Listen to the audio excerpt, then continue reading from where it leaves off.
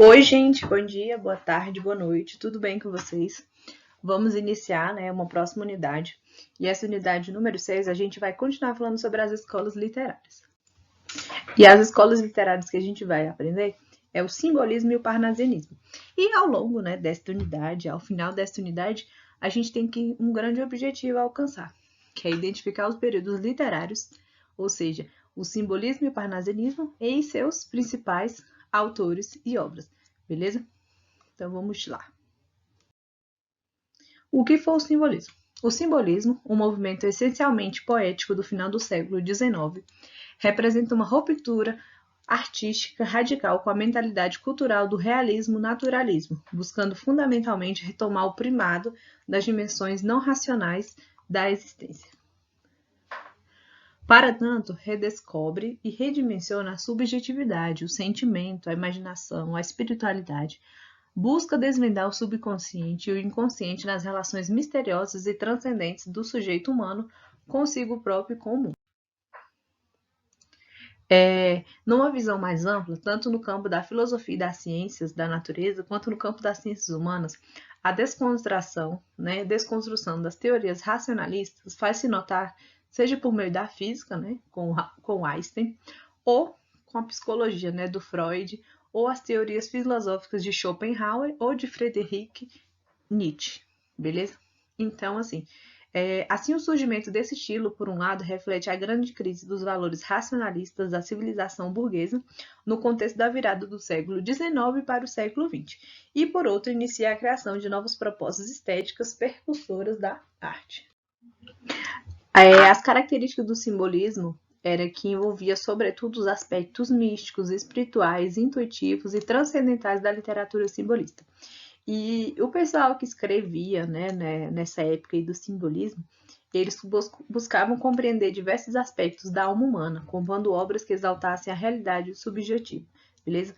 E dentro dessas obras simbolistas, a gente vê muito essa questão da fuga da realidade, que foi uma forma que eles usaram para expressar essa questão de fugir de toda essa realidade, beleza? E também ela é totalmente oposta ao realismo e ao naturalismo. E esse simbolismo ele vem negar a lógica e a razão, que anteriormente foi bem explorada por artistas realistas, naturalistas e os parnasianos. As principais características que tiveram nessa escola literária simbolismo, é uma oposição, à razão, a esse racionalismo, ao materialismo, ao cientificismo, negação dos valores do realismo e do naturalismo, ela era bem oposta a isso. Também tem muita questão do mistério, fantasia, valorização da espiritualidade humana, combinação sonoras e sensoriais. Eles usam muito as figuras de linguagem, a aproximação da poesia e da música, beleza? E também a gente vê a questão do individualismo e do subjetivismo. E qual foi a origem dessa escola literária assim, um pouquinho diferente, que a gente não ouve falar muito, mas que ela influencia bastante. Ela foi um movimento, esse simbolismo foi um movimento artístico que surgiu na França, no fim ali mais ou menos do século XIX, sendo manifestado nas artes plásticas, no teatro e na literatura. Sempre eu gosto de lembrar para vocês isso, que uma escola literária ela não influencia apenas na literatura, nos livros, na poesia, na prosa, ela influencia também nessa questão das artes plásticas, no teatro, na arquitetura, nas esculturas, beleza?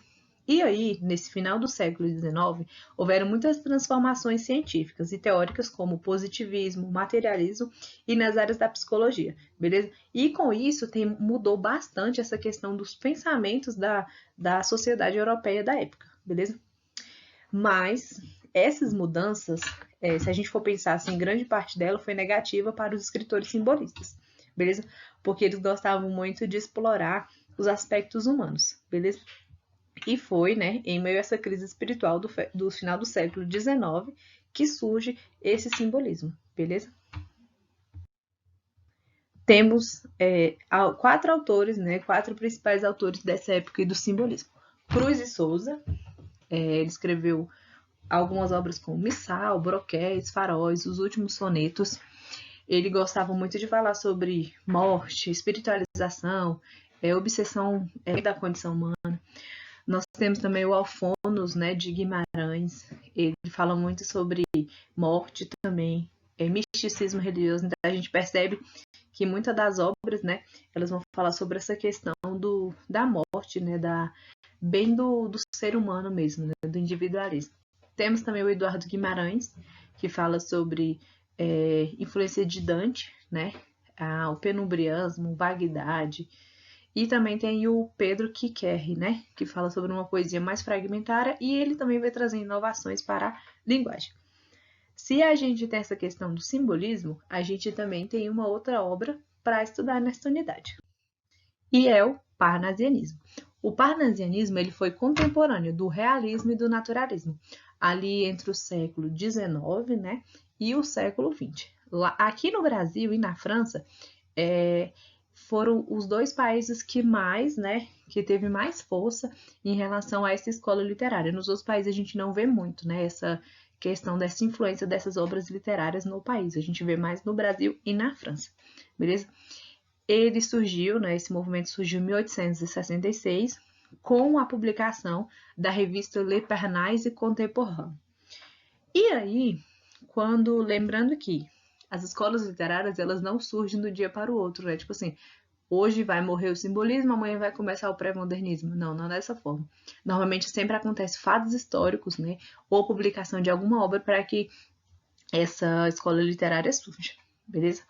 E aí, o nome parnasianismo, ele volta, né? Ele retoma essa questão da Grécia Antiga, beleza? No Monte Parnaso, onde lendariamente os poetas se isolavam do mundo para uma maior integração com os deuses através da sua poesia.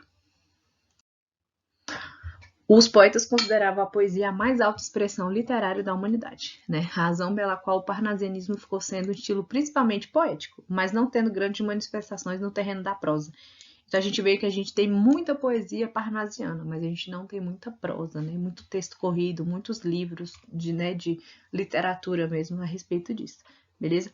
No Brasil, a luta por uma poesia de reação ao romantismo teve lugar no final da década de 1870. Identifica-se como marco inicial a publicação do livro Fanfarras, né, de Teófilo Dias. Em Portugal, não chegou a constituir um programa estético organizado, beleza? Lembrando que ele foi mais forte aqui no Brasil e na França. As características, né, desse parnasianismo eram totalmente contrárias aos romantismos, né, aos românticos. O emocionalismo foi substituído pelo racionalismo. Se para os românticos a poesia era o resultado da inspiração pura e simples, os parnasianos consideravam a poesia como um fruto do trabalho do poeta, um trabalho árduo, difícil, conhecimento técnico e aplicação incansável. Para os parnasianos, né, a poesia seria perfeita desde que a sua forma atendesse a alguns requisitos. Então, qual que era a estrutura que esses parnasianos gostavam de escrever, né? Eles gostavam de buscar dentro dessas obras. O vocabulário refinado, erudito, dicionaresco, né? O uso de palavras difíceis tornava-se a poesia uma atividade de elite. A sintaxe poética deveria também obedecer às regras gramaticais, não apenas para demonstrar conhecimento técnico, mas também para adequar-se às normas consagradas de escrita. Então, eles gostavam muito de escrever de acordo com essas regras gramaticais. Ponto de honra da poesia parnasiana, né, era a utilização das rimas. Eles gostavam de rimas raras, né, ou seja, rimas que raramente a gente achava, né, eram bastante difíceis para que a gente encontrasse, beleza? O parnasianismo representou um retorno da era clássica. Valores como a razão, o belo absoluto, o antropocentrismo, o universalismo, eles são novamente, né, mostrados de acordo aí com essa escola literária parnasiana, beleza? E os temas que eram escritos, eles escreviam sobre alguns temas. Lembrando, toda escola literária tem um tema específico. E no parnasianismo, né, eles voltam às imagens arrancadas da cultura e da história greco-latina, beleza? E tem alguns títulos, né, alguns poemas que são são principais. É a Cesta de Nero, O Sonho de Marco Antônio e O Vaso Grego. Então, a gente percebe que essa influência greco-latina foi bem acentuada, né, no parnasianismo. O parnasianismo ele produziu uma poesia voltada para a forma dos objetos e dos lugares. Abandonando uma visão mais interiorizada, acabou por realizar uma poesia marcada descritiva, né? Através da descrição, buscava fornecer do objeto focalizado uma imagem exata e precisa. O parnasianismo ele combate a subjetividade típica do romantismo em nome de uma objetividade que fornece do mundo uma representação desprovida de qualquer contaminação lacrimejante ou sentimental. A necessidade de uma visão objetiva fazia com que os poetas preferissem uma posição de impassibilidade diante do assunto tratado. A intenção era realizar uma poesia mais cerebral e menos sentimental. A gente vê que o sentimentalismo saiu dessas obras. E qual que é essa dualidade, né, de parnasianismo e realismo? Eles foram contemporâneos. Eles apresentam algumas características, né, comuns, como antirromantismo, racionalismo, formalismo, a impassibilidade, beleza? Só que eles têm uma certa diferença.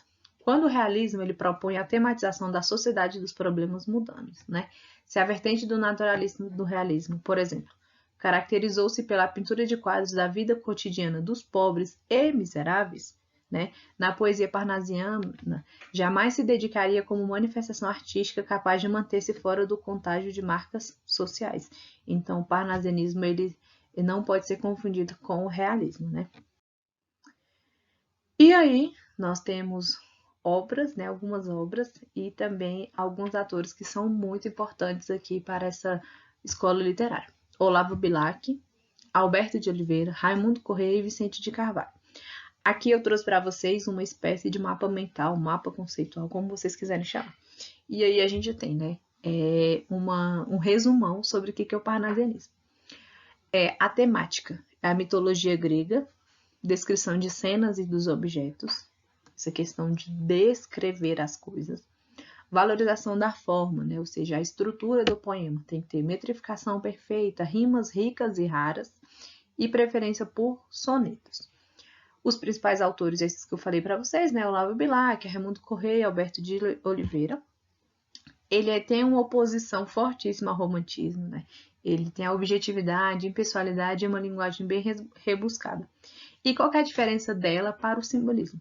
Ele descreve, ele não sugere nada, né? É uma poesia lógica, não intuitiva, e ele não valoriza a musicalidade, beleza? Pessoal, é importante que vocês tenham revisado, lido, feito resumos, anotações lá na apostila de vocês a respeito dessas escolas literárias. Assistam aos vídeos quantas vezes forem necessários, beleza? E sempre busquem novas metodologias para que vocês consigam aprender o conteúdo. Beleza? As escolas literárias, elas são muito ricas, né? De informações, de contextos históricos, beleza? Então, é importante que vocês sempre tenham essas anotações, beleza? Bons estudos para vocês!